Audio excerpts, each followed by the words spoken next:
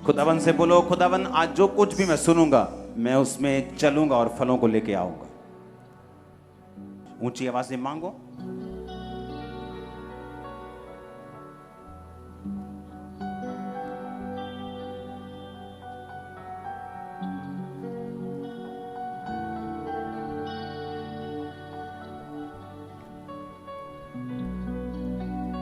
प्रभु यीशु मसीह के सामर्थी नाम में हम मांगते हैं। मत्ती 12 उसकी 43 से 45 आयत, एस्तेर 4 उसकी 15 से 17 आयत, प्रेरितों के काम 16 उसकी 16 से 19 आयत, प्रकाशित वाक्य 12 उसकी 11 आयत, यिर्मयाह 8 उसकी 17 आयत। मैंने आपको बताया था कि दुष्ट आत्मा कहां से आया, उसकी उत्पत्ति कहां से हुई, कब वो धरती के ऊपर गिराया गया और आज वो क्यों काम करता है, उसने क्यों आदम और हवा को गिराया और आज भी वो क्यों लोगों की जिंदगियों में काम करता है। मैंने आपको बताया था कि जब मैंने शैतान को देखा तो उसकी आंखें हमारे जैसी आंखें नहीं थी, उसकी आंखें देखने वाली नहीं थी, उसकी आंखें ऐसी थी जैसे कोई डिस्ट्रक्शन करने के लिए, कोई तबाही करने के लिए। अगर तबाही का नाम, किसी को तबाही नाम देना हो तो वो शैतान है इस दुनिया के ऊपर, क्योंकि उसकी आंखें टोटल तबाही और टोटल डिस्ट्रक्शन चाहती हैं जब वो एक विश्वासी की लाइफ को देखती हैं। लेकिन वो काम नहीं कर सकता जब तक आप उसे लीगल राइट ना दें, जब तक आप उसे अपनी जिंदगी में न्योता ना दें। निर्गमन 23 उसकी 13 आयत, जो कुछ मैंने तुमसे कहा है उसमें सावधान रहना, दूसरे देवताओं के नाम की चर्चा भी ना करना, वे तुम्हारे मुंह से सुनाई भी ना दें। निर्गमन 23 उसकी 24 आयत, उनके देवताओं को दंडवत ना करना और ना उनकी उपासना करना, ना उनके से काम करना, उनकी मूर्तों को सत्यानाश कर डालना, उन लोगों की लाटों को टुकड़े टुकड़े कर देना। बाइबल कहती परमेश्वर ने जब गिदोन को चुना तो परमेश्वर ने कहा नाम लेकर, हे शूरवीर सूरमा, यहोवा तेरे संग है। और उससे कहा कि तू फलिश्तियों को बचाएगा, फलिश्तियों से इजराइलियों को बचाएगा। और इजराइलियों के बीज को फलिश्ती खत्म कर देते थे। जब शैतान अटैक करता है वो बीज पे करता है, संतान पे करता है, फलों पे करता है। और बाइबल कहती है जब उसको मालूम हुआ कि यहोवा मेरे द्वारा इजराइलियों को छुड़ाएगा, तो बाइबल कहती है उसने एक मूर्ति जो उसके घर के पास लगी थी उसको सत्यानाश कर दिया और लोग उसके खिलाफ हो गए। तो उसका पिता आकर कहता कि अगर ये मूर्ति जीवित परमेश्वर की है तो अपना बदला खुद ले लेगी, क्योंकि गिदोन को यह चीज मालूम थी कि जब तक इस शैतान के कांटेक्ट पॉइंट को मैं खत्म नहीं करूंगा तब तक मेरा घराना, चाहे मेरे घराने के ऊपर परमेश्वर की प्रोफेसी है, चाहे परमेश्वर की भविष्यवाणी है, ये काम नहीं करेगी जब तक मैं शैतान के कांटेक्ट पॉइंट को अपनी लाइफ से खत्म नहीं करूंगा। डेंजरस चीजें हैं। आपका चर्च के अलावा कहीं और जाना आपके बंधनों को और मजबूत करता है और शैतान को लीगल राइट देता है आपकी लाइफ में काम करने का। मैंने आपको बताया था कि शैतान किस तरह से आपकी जिंदगी में काम करता है और कैसे वो जाता है। सही मोटिव्स होने चाहिए, रॉन्ग मोटिव्स नहीं होने चाहिए, सेल्फ अटेंशन नहीं होनी चाहिए, डेस्परेशन आपके अंदर ललक होनी चाहिए आजाद होने की। लेकिन आज मैं उस पर बात नहीं करूंगा, आप उसे सुन चुके हैं। अगर आपको सुनना है आप पिछले वीरवार का वचन दोबारा सुने ताकि आपको समझ आए किस तरह से आपने शैतान के बंधनों से आजाद रहना है। आप वहम भरम करेंगे, रीति रिवाजों को मानेंगे, आप शैतान के हाथों में जाएंगे। आप बहुत ज्यादा वर्ल्डली म्यूजिक को सुनेंगे, आप शैतान के हाथों में जाएंगे। वो इन चीजों का इस्तेमाल करता है अपनी इच्छाओं को आपकी जिंदगी में पूरा करने के लिए। आज हम शुरू करेंगे वचन मत्ती 12 उसकी 43 से 45 आयत। यीशु मसीह ने कहा, जब अशुद्ध आत्मा मनुष्यों में से निकल जाती है तो सूखी जगहों में विश्राम ढूंढती फिरती है और पाती नहीं। तब कहती है, मैं उसी घर में जहां से निकली थी लौट जाऊंगी, और लौट कर उसे सूना, झाड़ा बुहारा और सजा सजाया पाती है। तब वह जाकर अपने से बुरी 7 आत्माओं को अपने साथ ले आती है और वो उसमें बैठकर नहीं, बैठकर वास करती हैं और वह मनुष्य की दशा पहले से भी बुरी हो जाती है। इस युग के बुरे लोगों की दशा भी वैसी ही होगी। शैतान, उसने कहा, जब निकलता है, यानी शैतान के पास एक विल है, उसकी इच्छा है, इसलिए वो कहता है कि मैं उसी घर में जहां से मैं निकला था मैं लौट जाऊंगा। इमोशंस हैं कि वो विश्राम नहीं पा रहा, उसको आराम नहीं मिल रहा। शैतान डिसीजन ले सकता है कि मैं वहीं जाऊंगा जहां से मैं आया था, जिस घर से, जिस शरीर से मुझे निकाला गया था। शैतान बोल सकता है। इसलिए प्रभु यीशु मसीह ने जब पागल व्यक्ति से बात की, तू दुष्ट आत्मा को बोला, तू कौन है? उसने कहा, मैं लीजियन हूं, यानी मैं सेना हूं।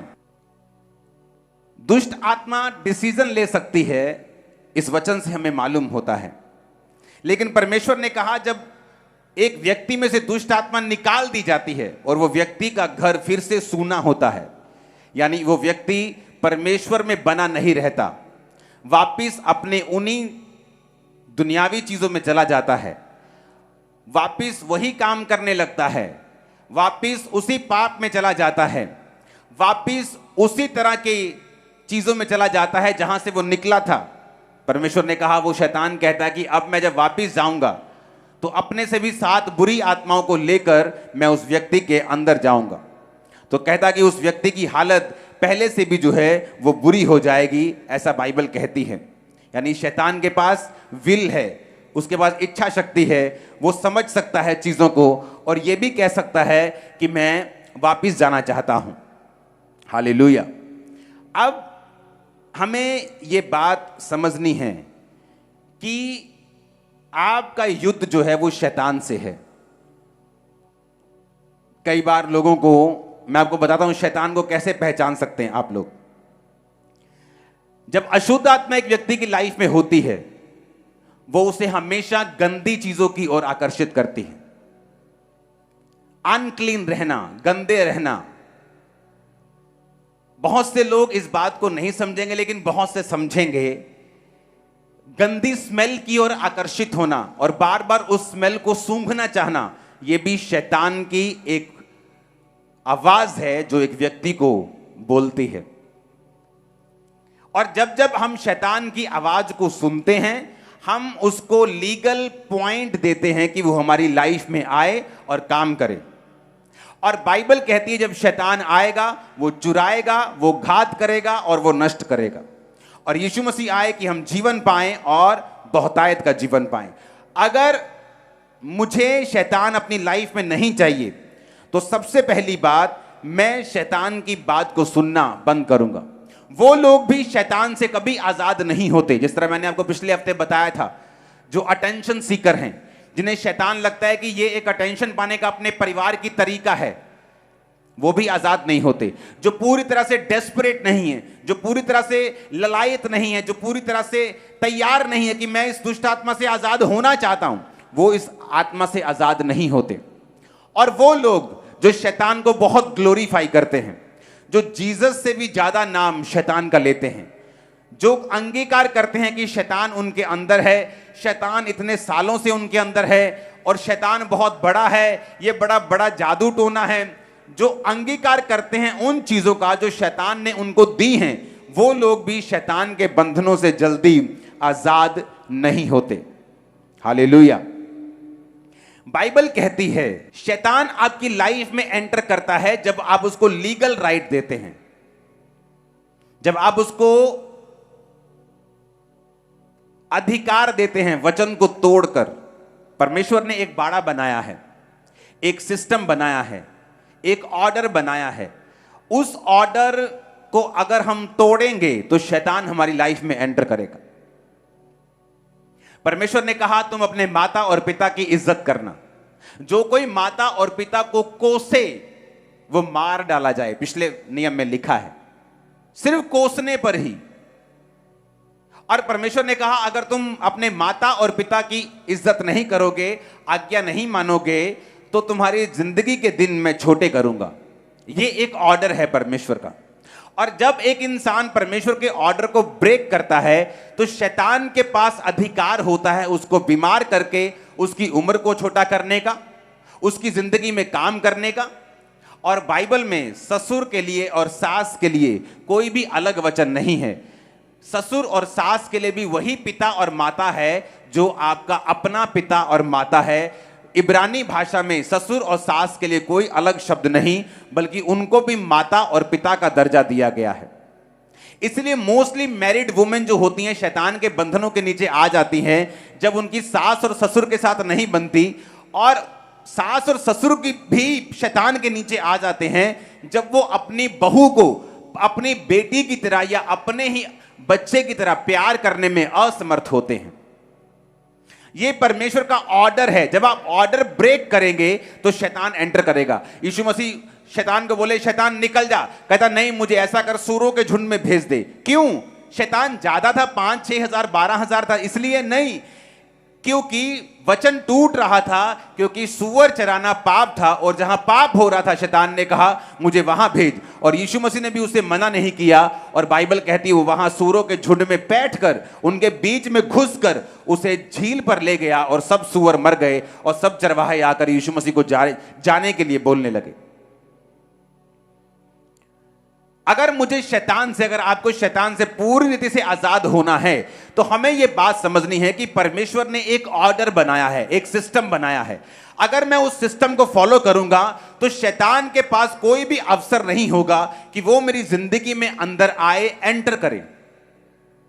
मैंने आपको बताया था कि व्यक्ति इतना समझदार, इतना ज्यादा सैक्रिफाइस करने वाला बंदा, सब कुछ छोड़ दिया अपना, फाइनेंस में नीचे चला गया, सेवा करने लगा परमेश्वर की, लेकिन एक गंदी आदत थी, हर बार यीशु मसीह का वचन सुनाने वक्त उसको दूसरे नाम लेने की उसे आदत थी।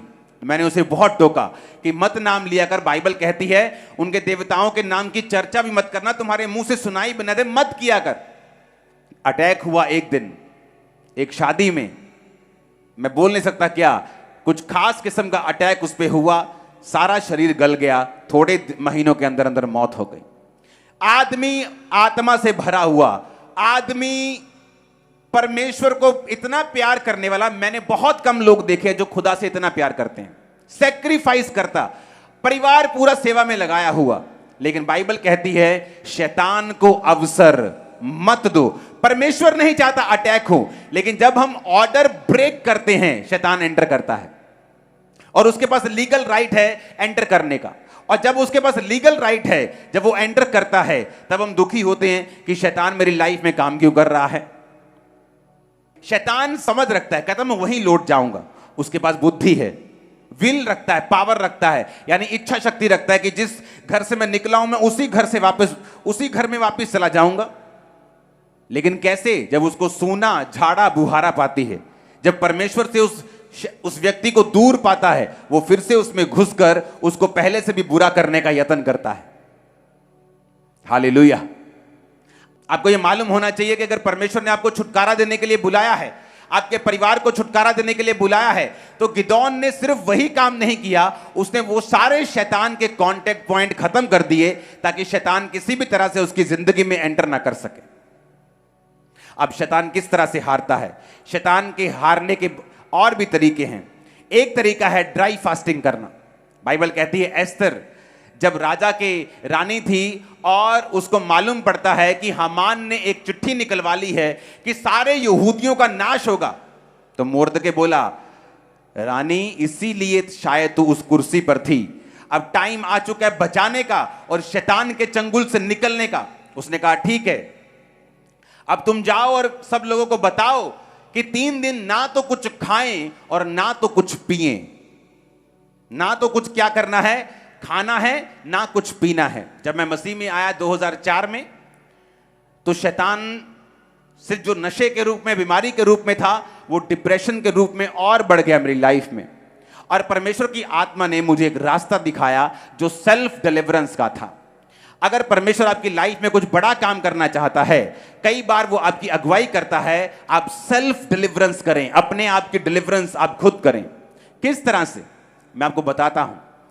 हर हफ्ते 3 डे नाइट के रोजे में रखता था, एवरी वीक। 2004 और 5 की बात कर रहा हूं। 6 में नहीं, 2004 में, 2005 में।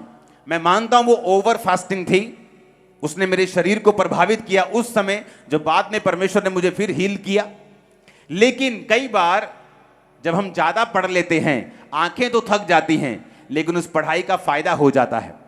तो जब परमेश्वर ने मुझे फास्टिंग की ओर प्रेरित किया, मैं नहीं जानता कि फास्टिंग करने के लिए, मेहनत करने के लिए परमेश्वर मुझे क्यों कह रहा है। क्योंकि कई बार शैतान से आजादी देने के लिए परमेश्वर आपको सेल्फ डिलीवरेंस के रास्ते में लेके जाता है, जहां परमेश्वर आपसे मेहनत करवाता है एक खास मकसद के लिए, जो आने वाले समय में परमेश्वर ने आपके लिए कोई योजना रखी है। लेकिन शैतान को वो यूज करता है ताकि आप सेल्फ डिलीवरेंस में जाते जाते एक तो डिलीवर हो जाएं और दूसरा आत्मा से भर भी जाएं। तो मेरे 3 रोजे होते थे हर हफ्ते। अगर हमने 40 रोजे रखे होते थे तो वो 40 रोजे भी 5 बजे तक चलते थे, और उसके बाद एक्स्ट्रा हफ्ते में 3 डे नाइट के रोजे भी हम, मेरी पूरी टीम जो थी, हम वो रखते थे। तो क्या होता है, जब एस्तर ने रोजे रखे, वो ड्राई फास्टिंग थी। ड्राई फास्टिंग में आप कुछ खाते भी नहीं, कुछ पीते भी नहीं। लेकिन मैं रिकमेंड नहीं करता आप पहली बार से 3 दिन की ड्राई फास्टिंग करें। अगर आपको ड्राई फास्टिंग करनी है, जहां आप कुछ खाते नहीं और पीते भी नहीं, आपको वो ड्राई फास्टिंग पहले 12 बजे तक, 5 बजे तक, 6 बजे तक शाम के आपको करनी है। जब आपके शरीर को आदत पड़ जाए, फिर डे नाइट करो। आदत पड़ जाए 2 दिन की करो, 1 दिन का करो। अब तो डॉक्टर्स भी, अगर आप इंटरनेट पे देखेंगे तो फायदा गिनाने लगे हैं कि ड्राई फास्टिंग का फायदा है। फास्टिंग का तो फायदा वो गिनाते ही थे, कहते हैं ड्राई फास्टिंग का भी, जो कुछ बाइबल में लिखा है उसका एक खास मकसद है। जब एक व्यक्ति फास्टिंग में चला जाता है, वो अपनी सेल्फ डिलीवरेंस की ओर चला जाता है। वो अपने आप को छुटकारे में घसीटना, लेके जाना और अगुवाई करना अपनी शुरू करता है। बाइबल कहती है जब एस्तर ने ड्राई फास्टिंग की, तीसरे रात को राजे को नींद नहीं आई। उसको जब नींद नहीं आई, कहता इतिहास की पुस्तक लाई जाए और पढ़ी जाए। जब इतिहास की पुस्तक लाई गई तो उसमें लिखा गया था कि 2 जने तेरे कर्मचारी तुझे मारना चाहते थे, लेकिन तेरे ही एक कर्मचारी ने वो साबित करके, जाहिर करके तुझे बचाया। कहता फिर उस कर्मचारी का क्या किया गया? कहते कुछ नहीं किया गया। कहते ऐसा थोड़ी हो सकता है, अब उसको बुलाओ, उसको इज्जत दो, मान दो। और वो कौन था? उसी एस्तर का रिश्तेदार। और बाइबल कहती जब वो आया, जब एस्तर ने सारी योजना जाहिर की, जब राजा को मालूम हुआ कि हामान एक दुष्ट आदमी है, तो बाइबल कहती है फांसी के फंदे पर लटकाया गया। सारे यहूदी बचाए गए। क्यों? क्योंकि एक औरत ने दिन और रात के फास्टिंग का प्रचार किया, ड्राई फास्टिंग की, उपवास किया, प्रेयर की, और पूरे मोहल्ले नहीं, पूरे देश के उद्धार का, और अपनी पूरी फैमिली ही नहीं, अपनी पूरी जाति के उद्धार का वो कारण बनी। हालेलुया। आप में से कितने लोग हैं जो अपने परिवार के लिए फास्ट करते हैं? कितने लोग हैं जो ड्राई फास्ट करते हैं, सूखा रोजा रखते हैं? आपको ये बात समझनी है, उपवास में एक पावर है।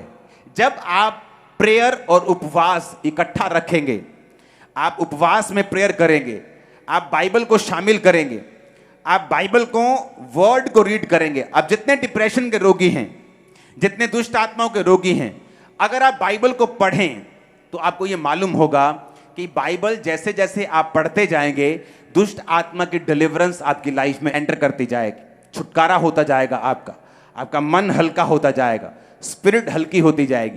क्यों? क्योंकि दुष्ट आत्मा उस व्यक्ति की लाइफ में नहीं रहता जिसमें विश्वास की, अगर आपकी लाइफ में विश्वास की कमी है तो वो आपकी लाइफ में एंटर करता है।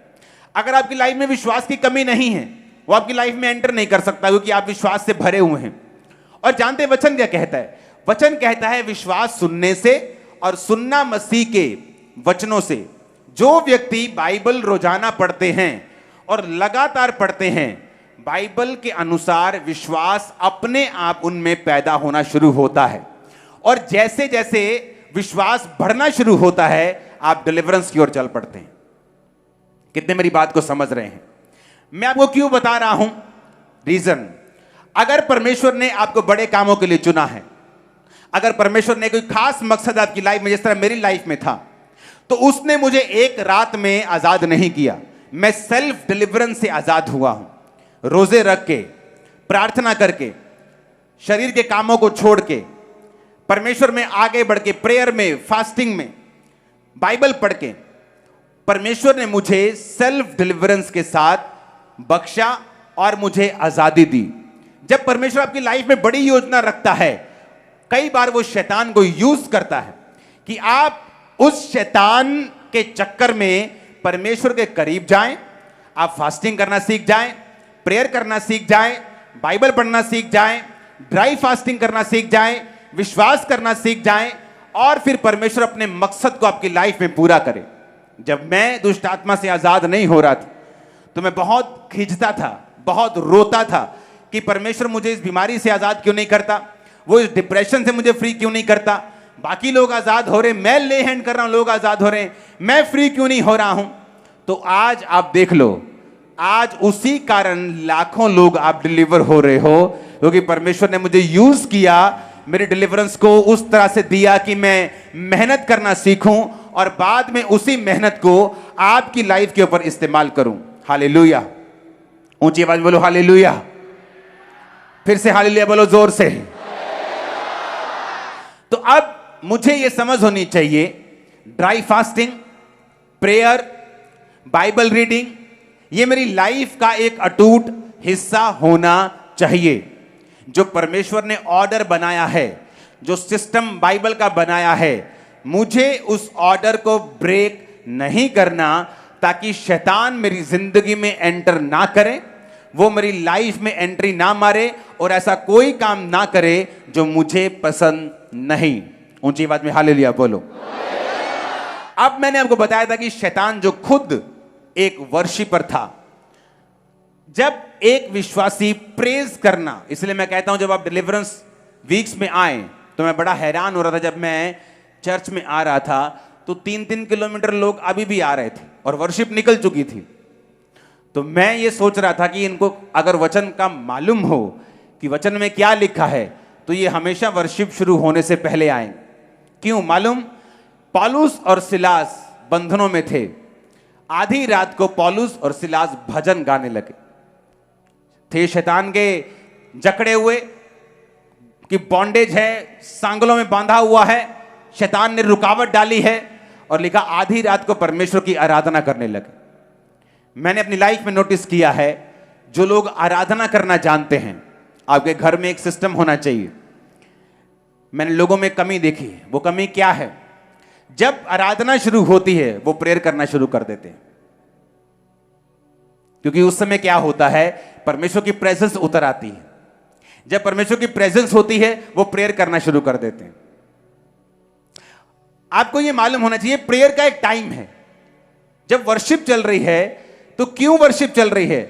क्योंकि जैसे ही पौलुस और सिलास ने आधी रात को आराधना की, बाइबल कहती है आसमान से दूत उतरे, धरती हिली, भूकंप हुआ, उनकी चेन्स टूट गई और परमेश्वर ने उस जेल से उसको आजाद किया, बल्कि जेल के दरोगा को भी हिलाकर उसके पूरे घराने को बपतिस्मे के लिए तैयार कर दिया। कैसे हुआ? वर्शिप से। लेकिन आज जब वर्शिप स्टार्ट होती है तो आत्मा उतरने लगता है। जब आत्मा उतरने लगता है हमें लगता है कि अब प्रेयर करनी चाहिए और हम प्रेयर करने लगते, प्रभु जी आज तेरा दास मुझसे प्रभु जी मेरी बीमारी को ठीक करो, प्रभु आज मेरे बंधनों को तोड़ दे। हम ऐसा करने लगते हैं, जबकि हमें यह नहीं मालूम कि प्रेज एंड वर्शिप जो है वो आपको शैतानी बंधनों से, बॉन्डेजेस से, बीमारियों से, जो कुछ शैतान ने आपको दिया है, आपको उससे फ्री करती है। और आज से जब भी वर्शिप चल रही हो आप वर्शिप करें। अगर 1 घंटे की वर्शिप है, आप उसमें 5 मिनट, 2 मिनट एक मोमेंट आता है, आप आत्मा से भर चुके हैं, आप प्रेयर कर सकते हैं, आप शैतान को डांट सकते हैं। पवित्र आत्मा ने बहुत आपको उभार दिया, किसी खास जन के लिए जो बचा नहीं है, सेव नहीं है, आप उसके लिए प्रेयर कर सकते हैं। लेकिन एवरी टाइम जो वर्शिप चले आप कंटिन्यू प्रेयर में हैं, क्योंकि आपको वचन की नॉलेज नहीं है। अगर आपको वचन की नॉलेज हो, आप कंटिन्यू प्रेयर नहीं करेंगे जब वर्शिप चल रही होगी, क्योंकि बाइबल कहती है जब आप वर्शिप करते हैं आप बंधनों से आजाद होते हैं। जब आप आराधना करते हैं आपके बंधन जो है वो टूटते हैं। हालेलुया। और इसीलिए हमें वचन से भरपूर होना है। अगर वचन की शिक्षा से भरपूर होंगे, हमें मालूम होगा वर्शिप के टाइम वर्शिप करनी है, टेस्टिमनीज के टाइम सुनना है, क्योंकि बाइबल कहती है विश्वास सुनने से और सुनना मसीह के वचनों से। सिर्फ वचनों को सुनना नहीं, वचनों से जो गवाहियां हो रही हैं उनको भी सुनने से आपका विश्वास बढ़ता है। तो चर्च में जो कुछ हो रहा है, चाहे वो गवाहियां हो, चाहे वो टेस्टिमनीज आप सुन रहे हो, चाहे वर्शिप हो रही हो, आपको उस पूरी मीटिंग में हिस्सा लेना होता है ताकि परमेश्वर का आत्मा आपको पूरी रीति के साथ डिलीवर कर सके। अगर आपको चर्च में आना ही है, टाइम निकालना ही है, तो क्यों नहीं हम जल्दी आए? क्यों नहीं? आज वर्शिप के टाइम 70% चर्च भरी थी। सुधर गए हो आप लोग, लेकिन अभी भी लाखों लोग लाइंस में थे। अगर मुझे आना ही है चर्च, तो मैं क्यों नहीं समय पर आऊं ताकि मैं वर्शिप वाला पार्ट जो है वो मिस ना करूं, क्योंकि मुझे मालूम है कि अगर मैं वर्शिप करूंगा तो मैं डिलीवर होऊंगा, मैं आजाद होऊंगा। अपनी पड़ोसी को बोलो वर्शिप कर। फिर से बोलो ऊंची आवाज में, फिर से बोलो ऊंची आवाज में, हालेलुया, हालेलुया। जब पौलुस और सिलास आराधना करे तो परमेश्वर ने छुड़ाया। वो रो भी सकते थे, रो रो के मांग भी सकते थे कि प्रभु को अपनी महिमा के लिए छुड़ा, लेकिन उन्हें भी वचन मालूम था। इसीलिए अगर आप देखेंगे तो शैतान वर्शिपर से नफरत करता है, गड़बड़ियां पैदा करने की कोशिश करता है, बीमार करने की उनको कोशिश करता है। जब वर्शिप चल रही होती है आपका ध्यान भटकाने की कोशिश करता है, क्योंकि उसे मालूम है अगर आप वर्शिप करेंगे, अगर आप बोल रहे हैं कि यीशु तू सब कुछ कर सकता है वर्शिप में, तो आप अट्रैक्ट कर रहे हैं उस अनॉइंटिंग को जो आपकी लाइफ में सब कुछ पॉसिबल कर देगी। एक स्टडी की गई, दुनिया के जितने बिलियनियर्स हैं, खरबपति, उनमें से 85% जो खरबपति थे वो थे जो खुद खरबपति बने हैं, जो खुद बने हैं, जिनके बाप दादाओं की दौलत से नहीं। 15% बाप दादाओं की दौलत को, लीगेसी को आगे लेके जा रहे हैं और बाकी खुद बने हैं। और जब उन 85% लोगों को पूछा गया कि कारण क्या है, तो कहता कि ऑलमोस्ट 100% लोगों की लाइफ में एक रीजन निकला कि वो एक साल की कम से कम 50 बुक्स पढ़ते हैं। सब लोग नॉवेल्स नहीं पढ़ते, गंदे मंदे सेक्सी बुक्स नहीं पढ़ते, जो उनको हेल्प करती हैं वो बुक्स पढ़ते हैं। एक शारीरिक आदमी शारीरिक सफलता के लिए यह बात जानता है कि अगर वो इंफॉर्मेशन उसकी लाइफ में नहीं होगी, नॉलेज नहीं होगी, अगर वो अपनी हेल्प खुद नहीं करेगा, एडवांस नहीं होगा अपने माइंड में, तो वो उस दुनिया से कंपीट नहीं कर सकता। मैं उन बिजनेसेस को डफर बिजनेस मानता हूं जो बहुत पैसा डिमांड करते हैं बढ़ने के लिए।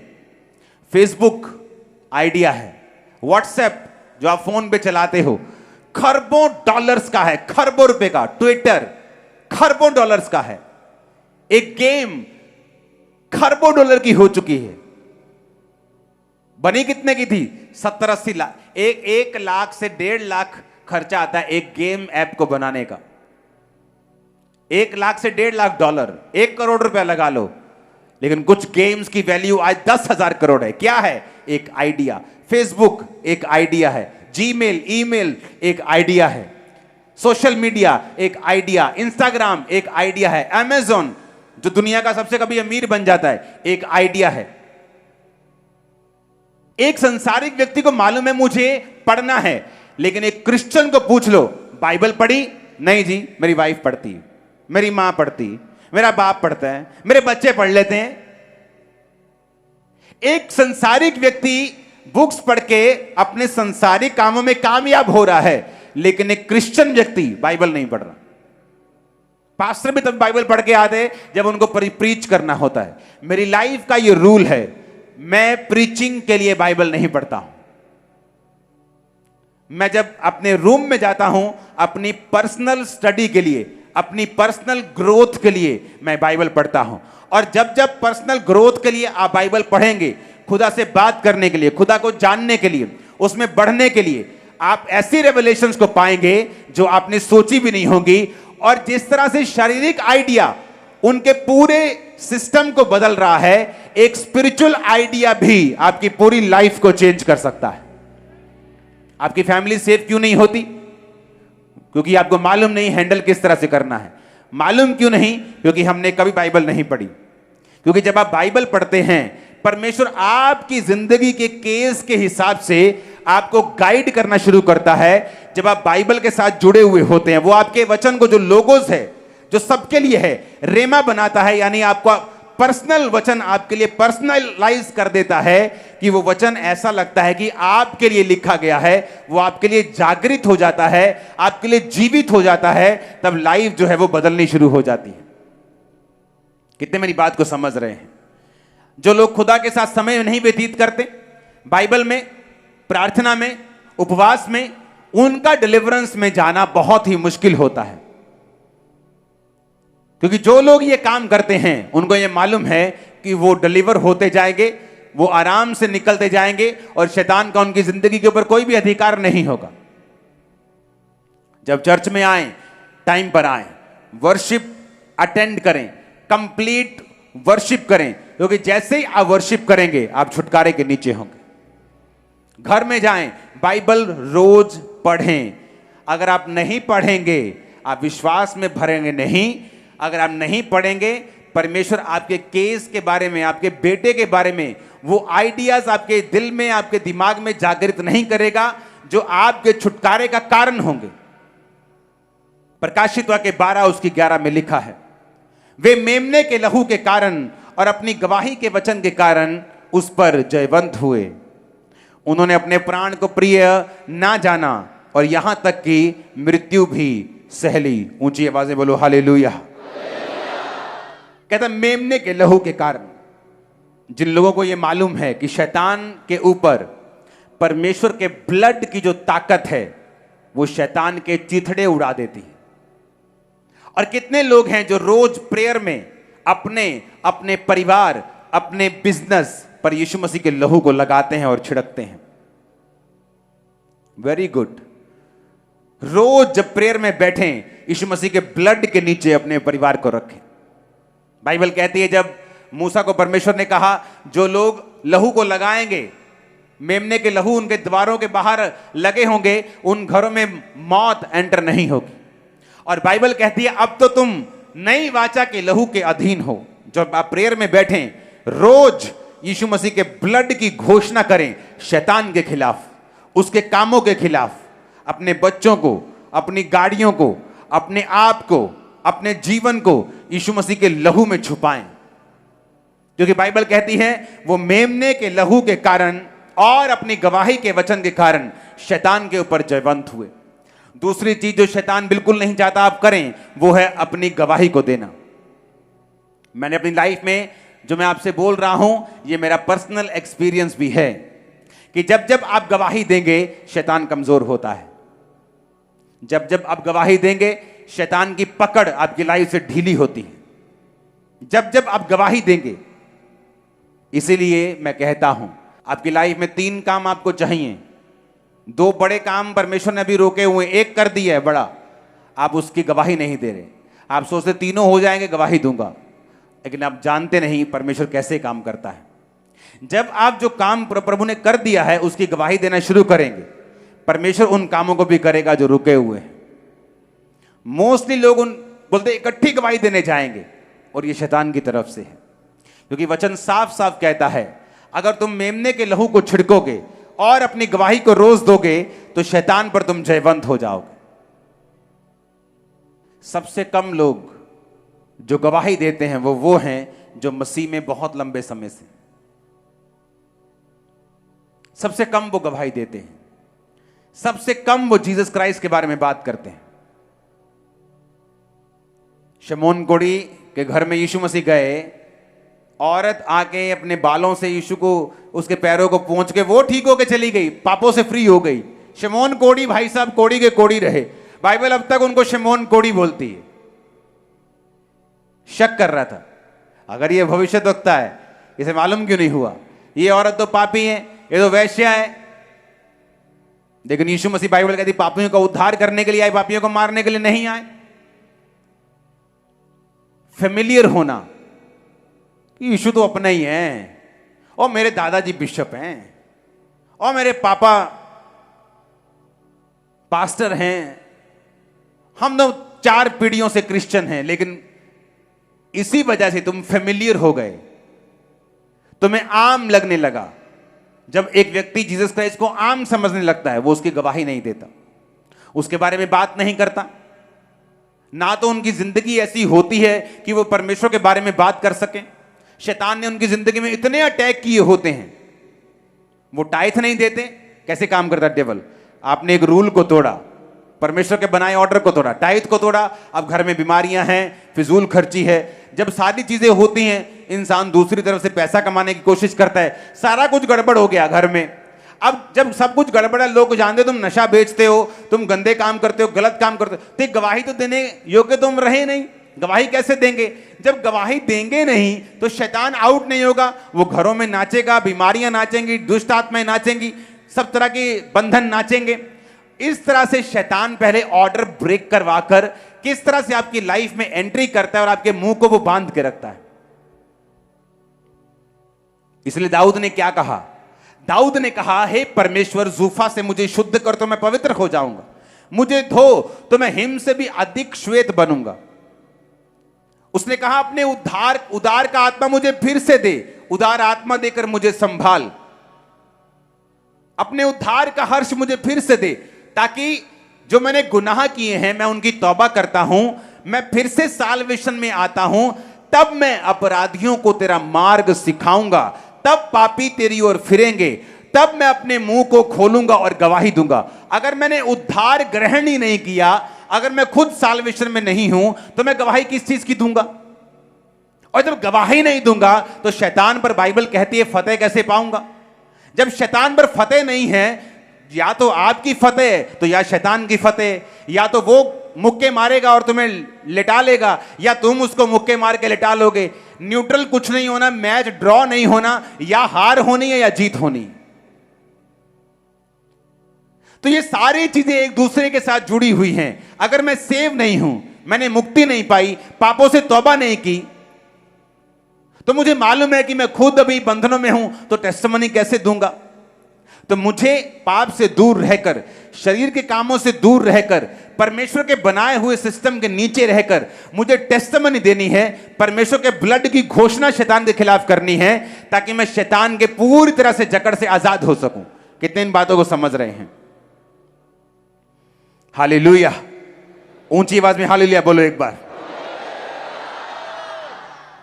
तो मुझे यह बात समझ होनी चाहिए कि मुझे जो गवाही देनी है, मुझे यीशु मसीह के ब्लड को छिड़कना है, ये मुझे काम रोज करना है, रोज प्रेयर में जाना है, परमेश्वर की प्रेजेंस में रहना है, और वो सारे वर्ड जो परमेश्वर ने मुझे बोले हैं, मुझे उनको कंप्लीट करना है। होता क्या है जब आप बाइबल नहीं पढ़ते? जब एक व्यक्ति बाइबल से अज्ञान होता, चाहे वो क्रिश्चियन हो, बड़ा तगड़ा क्रिश्चियन हो, टाइदर हो, सब कुछ करता हो, होता क्या है कि धीरे धीरे से आपकी जो स्पिरिचुअल डिजर्निंग है, ये गिफ्ट है, स्पिरिट ऑफ डिजर्निंग, यानी आत्माओं की परख। जब एक व्यक्ति को आत्माओं की परख नहीं होती, वो बड़ी डेंजरस पोजीशन में होता है। आत्माओं की परख कैसे? बाइबल कहती है, जब हम प्रेरितों के काम 16 उसकी 16 से 19 पढ़ते हैं, जब प्रार्थना करने की वो जगह जा रहे थे, तो एक दासी मिली जिसमें फ्यूचर बताने वाली आत्मा थी। वो फ्यूचर बताने से अपने स्वामियों के लिए बहुत कुछ कमा लेती थी। जब पौलुस के और हमारे पीछे आकर वो चिल्लाने लगी कि ये मनुष्य परम प्रधान परमेश्वर के दास हैं, जो हमें उद्धार के मार्ग की कथा सुनाते हैं।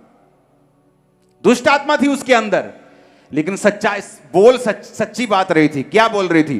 कि ये खुदा के दास हैं, इनकी बात को सुनो, ये उद्धार के मार्ग की कथा बता रहे हैं।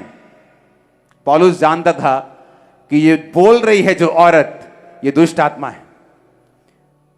18 में लिखा, बहुत दिन तक वो ऐसा करती रही, परंतु पौलुस दुखी हो गया, मुड़कर उस आत्मा से कहा, मैं तुझे यीशु के नाम में आज्ञा देता हूं, निकल जा।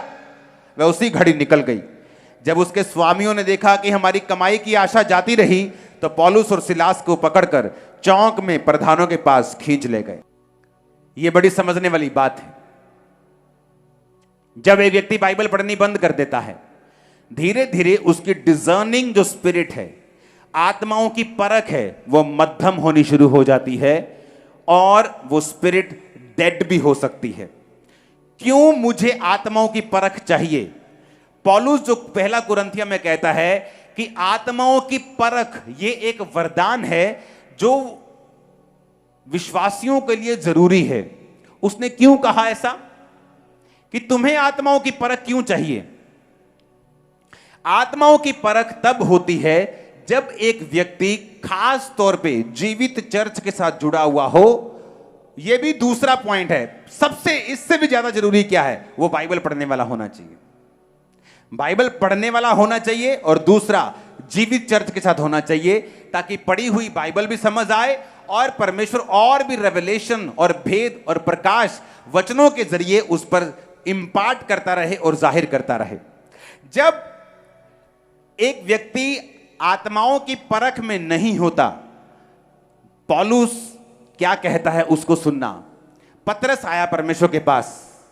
परमेश्वर ने पतरस को थोड़ी घंटे पहले बोला था, पतरस तुझ पे एक बड़ी कलीसिया बनाऊंगा, अधोलोक के फाटक तुझ पे प्रबल नहीं होंगे, शैतान तुझ पे मैं तुम्हें स्वर्ग राज्य की कुंजियां दूंगा।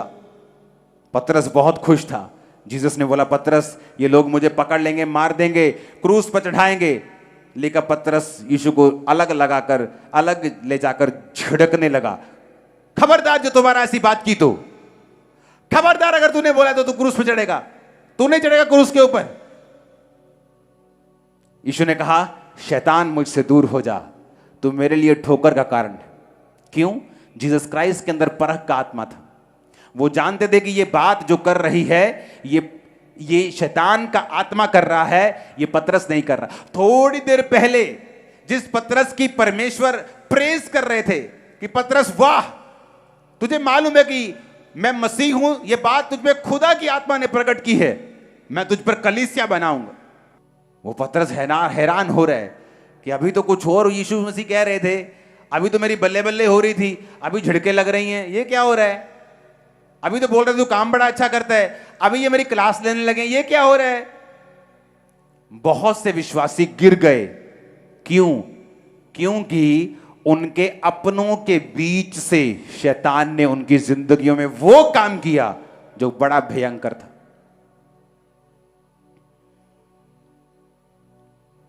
ओ बेटा, बहुत दुखी है तू, चल थोड़ा थोड़ा तू वाइन पी लिया कर। क्या बेटा रोज रोज चर्च? आपका बेस्ट फ्रेंड अगर आपको नहीं पता कि कब उसमें से शैतान ने बात की है, आप फंस जाएंगे। आपका परम मित्र, आपका बाप, आपकी मां, आपका बेटा, आपकी बेटी, कब शैतान उनमें से बोला, अगर आपको नहीं पता आप फंस जाएंगे। और जिसके अंदर परख का आत्मा नहीं है, शैतान उनको फंसाता है।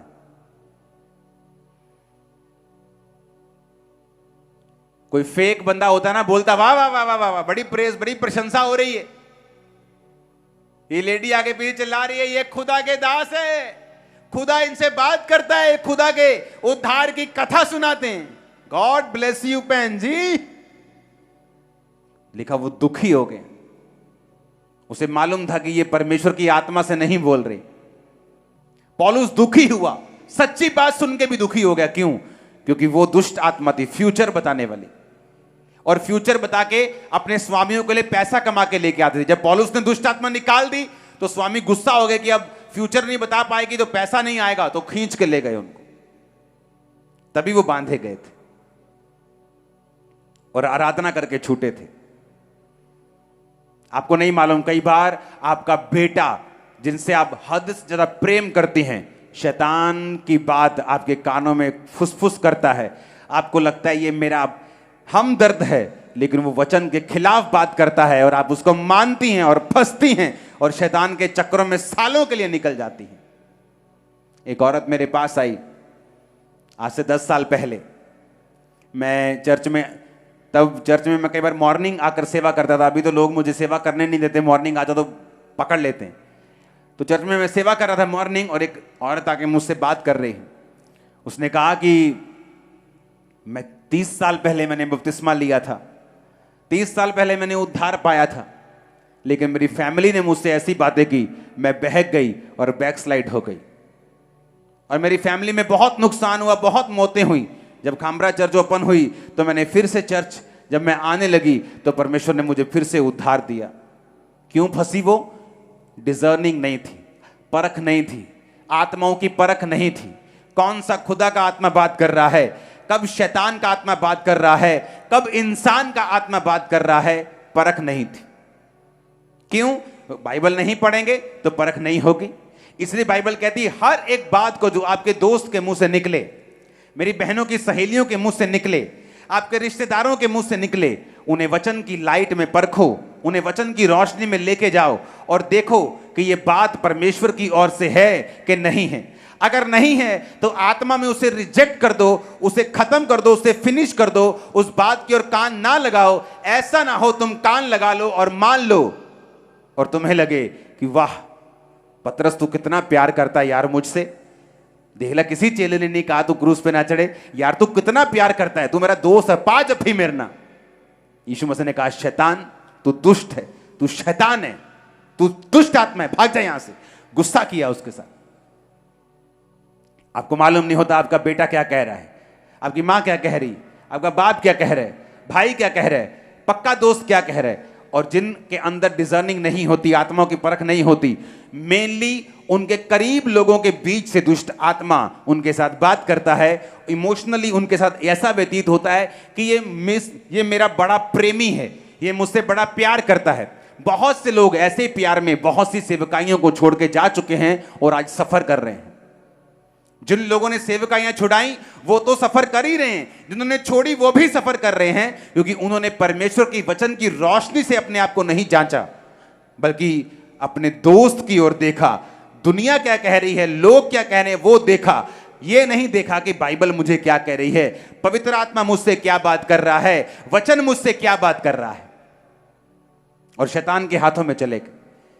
इसीलिए जिन लोगों के अंदर डिजर्निंग जो स्पिरिट नहीं होती, आत्माओं की परख नहीं होती, शैतान इमोशनली उनको अपने जैसा फील करा कर कि वो उनके बड़ा हतैशी है, उनके करीबी लोगों में से मोस्टली उनको यूज करता है। इसीलिए जब मैं मसीह में आया 2004 में, मैं और मेरे भाई ने इकट्ठे बपतिस्मा लिया था, लेकिन वो अपनी फैमिली के इतना करीब था इसलिए वो बैक स्लाइड हो गया 2004-5 में, और मैं आगे बढ़ गया। क्योंकि जब 2004 में मैं आगे बढ़ा, मेरी फैमिली में लड़ाई होने लगी, तो बिजनेस नहीं करता, हमारा बिजनेस कितना बड़ा है उन्हें यह भी मालूम नहीं था कि बिजनेस भी अभी बड़ा है परमेश्वर की दया के कारण। लेकिन मैं प्रभु को छोड़ता नहीं था, सेवा नहीं छोड़ता था, फास्टिंग नहीं छोड़ता था। मुझे मालूम था कि मुझे चैलेंज है। चैलेंज क्या था? मुझे 3 दिन रात के रोजे भी रखने होते थे और अपने गोडाउन में टाइल्स के, पूरे पंजाब को टाइल्स भी सप्लाई करनी होती थी। तो मेरी आदत होती थी कि मैं लेबर को लेबर नहीं समझता था, उनके साथ अपने जैसा ही बिहेव करता था। तो वो टाइल उठाते तो मैं भी टाइल उठा उठा के उन्हें देता था, गाड़ी लोड करते थे। तो डे नाइट फास्टिंग में भी मैं काम करता था, लाखों रुपए रोज का कमाता था, लेकिन उनके साथ काम करता था।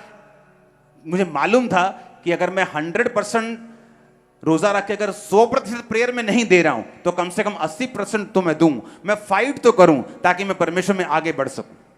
और मेरी फैमिली के साथ मैं अटैचमेंट में नहीं था, क्योंकि वो मुझसे हमेशा बात नहीं करते थे, सिर्फ बिजनेस तक मेरा काम था। और मेरा भाई जो था वो उनके साथ ज्यादा इमोशनली अटैच था और वो बैक स्लाइड हो गया, परमेश्वर से हट गया। मैंने परमेश्वर की राह चुनी, सेवा पकड़ी, सेवा बढ़ी। अब भाई भी आया, उसकी पत्नी भी आई, मां भी आई, बाप भी आई, सब मसीह में है। कितने मेरी बात को समझ रहे हैं? लेकिन अगर मैं भी आत्माओं की परख में ना होता तो आप आज यहां ना बैठे होते। और आत्माओं की परख उन लोगों के अंदर नहीं है जो बाइबल से दूर हैं, जिन्हें नहीं पता कि परमेश्वर कौन सेवकाई में कामयाब होते हैं, जिनके अंदर आत्माओं की परख है। हालेलुया। ऐसे इंसिडेंट हैं कि कई बार मेरी टीम आगे बोलेगी ये बहुत इग्नोर करता हूं, ये बुरी चीज है, नहीं लेके आओ, ये ऐसा है, नो। आपको कैसे मालूम? आत्माओं की परख। ये व्यक्ति को जॉब देनी है, नहीं देनी, इसको देने का दिल नहीं करता, नहीं इसको दो। आत्माओं की परख, जब आत्माओं की परख आपके अंदर होगी, आपको मालूम होगा ये आवाज किधर से आई है। क्योंकि जिस किंगडम की आवाज आप फॉलो करेंगे, धीरे धीरे उसी किंगडम में आप प्रवेश कर जाएंगे। जीसस की किंगडम की आवाज सुनेंगे, उसके राज्य की आवाज सुनेंगे, उसके राज्य में प्रवेश कर जाएंगे। उसके राज्य में शांति है, आनंद है, चंगाई है, बरकत है, दुष्ट आत्माओं से आजादी है, उद्धार है। और शैतान के किंगडम में तबाही है, नष्ट करता है, वो काटता है, मारता है, तबाह करता है। हालेलुया। वर्ड के साथ जुड़े रहना, ऑर्डर के साथ रहना, वचन के साथ रहना, जीवित चर्च के साथ रहना, खुद बाइबल को पढ़ना जरूरी है, ताकि जब शैतान आपसे बात करे, किसी अपने में से होकर किसी पराये में, शैतान हमेशा जब आपसे बात करेगा व्यक्ति में से होकर, वो उस व्यक्ति से करेगा जिसको आप मानते हैं, जिससे आप प्यार करते हैं, जिसकी आप बात सुनते हैं, जिसके साथ आप इमोशनली अटैच है, वो उनको यूज करता है। इसीलिए मोस्टली क्यों लोग सेवा में कामयाब नहीं हो पाते, क्योंकि मोस्टली उनको गिराने वाले लोग उनके करीबी लोग होते हैं, उनको बैकस्लाइड करने वाले लोग उनके करीबी लोग होते हैं। और वही लोग जब वो बैकस्लाइड हो जाते हैं, उनको किसी तरफ का रहने नहीं देते। धोबी का कुत्ता, ना घर का, ना घाट का, ना इधर का, ना उधर का, ना खुद हेल्प करते, उनको छोड़ देते हैं बीच रास्ते में, क्योंकि आपने शैतान की आवाज को सुना और इसीलिए आप सफर कर रहे हैं। रूल बनाओ अपनी लाइफ में, फास्टिंग करने का रूल बनाओ, बाइबल पढ़ने का रूल बनाओ, प्रेयर करने का रूल बनाओ, जीवित चर्च के साथ जुड़े रहने का रूल बनाओ। रोज मैं बाइबल को पढ़ूंगा, पढ़ूंगी, तब वो डिजर्निंग ऑफ स्पिरिट अपने आप में आएगा। ये एकदम से कोई आसमान से उतरा हुआ वरदान नहीं है कि एक दिन सुबह आप पे उतरा और शाम को आप सब चीजें परखने लग गए। ऐसा नहीं हो सकता। हालेलुया, हालेलुया, ऊंची आवाज में हालेलुया। और जब ये वरदान आप में काम करते हैं, आप जानते हैं कौन सी चर्च जीवित है, कौन सा जीवित होने का नाटक कर रही है, कौन सा व्यक्ति कैसा है, कौन विश्वासी कैसा है, कौन सी आवाज परमेश्वर की ओर से है, किस में से शैतान बात कर रहा है।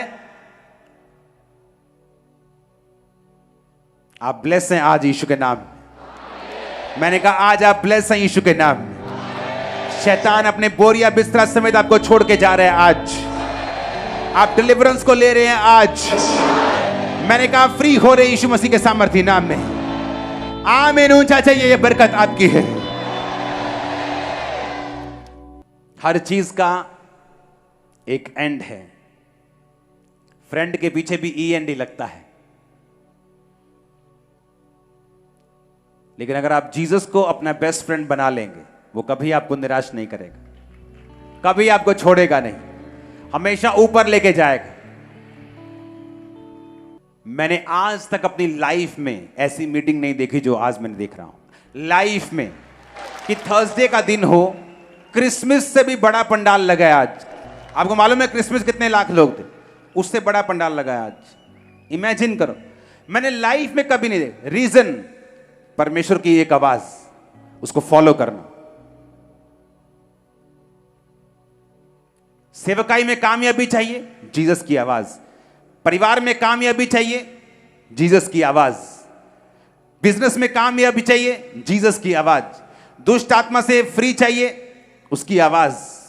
वो क्या कह रहा है, सुनना जरूरी है उसे। शैतान का मेन मकसद ही वचन तुड़वाना और उसके बाद आपकी लाइफ में प्रवेश करना है। आप उसे ब्रेक नहीं करेंगे, वो आपकी लाइफ में प्रवेश नहीं करेगा। हालेलुया। ऊंची आवाज में हालेलुया 7 बार बोलो जरा।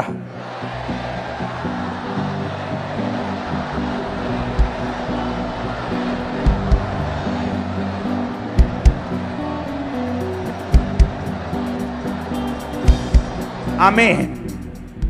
आप घरों से निकलते हैं, कोई आपको पीछे से आवाज मारे तो नाराज नहीं होना। क्या बोल रहे हैं? God bless you. वहम भरम खत्म कर दो अपनी लाइफ से। वर्ल्डली म्यूजिक, वो चीजें शैतानी फिनिश कर दो। तुम परमेश्वर के मेज और लंगर प्रसाद दोनों के साझी नहीं हो सकते। इसलिए लोग आज डिलीवर नहीं, चर्च में जाने के बावजूद डिलीवर नहीं, चर्च में जाने के बावजूद दुष्ट आत्मा से आजादी नहीं, चर्च में जाने के बावजूद घरानों में कोई बरकत नहीं, क्योंकि उनका परमेश्वर एक नहीं। आज चर्च में है तो एक है, कल कहीं और जाएंगे फिर 2 हो जाएंगे, बुआ की लड़की की शादी पे जाएंगे 3 हो जाएंगे, जहां जहां मौका मिलेगा माथा टेकते जाएंगे। आप फ्री होने के लिए पैदा नहीं हुए। फिर अगर आपको फ्री होना है, आपको पहला हुक्म मानना है तो दूसरों को ईश्वर करके मत मानना। अपने लिए प्रतिमा खोद कर मत बनाना। Hallelujah, hallelujah. क्योंकि शैतान को डिलीवरेंस, आपके डिलीवरेंस से पहले यह जरूरी है कि उस शैतान का जो स्ट्रॉन्ग होल्ड है उसको पकड़ना और आपकी लाइफ से निकालना, यह जरूरी है। एक लड़की से सब दुष्ट आत्मा निकल गई, एक निकल नहीं रही थी, तो परमेश्वर की आत्मा ने कहा इसको बोल कि ऐसा अनकन्फेस्ड, ऐसा पाप जो कन्फेस नहीं किया ये करे कन्फेस। जब उसको बोला गया कि ऐसा पाप जो तूने कभी बताया नहीं किसी को, कन्फेस कर, तो क्या कन्फेस करती है? कुंवारी लड़की की मैं अबॉर्शन करवा के आई थी। जब हत्या कर दी, अबॉर्शन एक हत्या है, जब तुम हत्यारे हो तो तुम लीगली शैतान से फ्री नहीं हो सकते। जो बाइबल का ऑर्डर है हमें वो समझना है, उसे तोड़ने से बचना है। ये वर्ड जो आज मैंने दिए हैं इन्हें फॉलो करना है, आप डेविल से पूरी रीति के साथ आजाद होंगे। क्योंकि ये कहने से पहले कि याकूब के घराने पे जादू नहीं चलता, क्या आप याकूब के घराने के हैं भी कि नहीं? यह कहने से कि परमेश्वर ने मुझे दुष्ट आत्माओं पर अधिकार दिया, उसकी शत्रु की सारी सामर्थ पर अधिकार दिया है, यह कहने से पहले आप यह भी चेक करेंगे कि नहीं कि आप उसके चेले हैं भी कि नहीं। क्योंकि आप 10 जगह माथा टेक के जीसस के चेले नहीं बन सकते। उसने कहा अगर तुम मेरा चेला बनना चाहता है तो अपने आप का इनकार कर, क्रूस उठा, मेरे पीछे चल। जोर से हालेलुया बोलो एक बार, जोर से हालेलुया बोलो। जब भी परमेश्वर के दास लाइव होकर परमेश्वर के गहरे भेदों को बताते हैं तो समय से लाइव टीचिंग्स को सुनने के लिए और अपनी आत्मिक जिंदगी में उन्नति पाने के लिए सब्सक्राइब करें हमारे YouTube चैनल को और बेल आइकन को दबाएं ताकि समय से आपको नोटिफिकेशन मिल सके। God bless you all.